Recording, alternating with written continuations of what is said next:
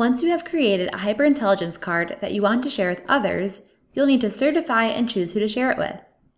To begin, open up MicroStrategy Workstation. Right-mouse click to certify a card to show that the data and layout have been reviewed and approved. If the card is not certified, nobody, other than the administrator and the owner, can see the card even if it is shared. Right-click the card again and click Get Info.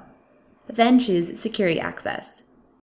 We want all business users to be able to view this card that contains quick facts to collaborate more effectively with the account team, like their sales region and a link to send them an email. Let's give all analysts Modify access to make any needed design tweaks. Now that I'm logged in as a business user, I can view these cards in my daily workflows.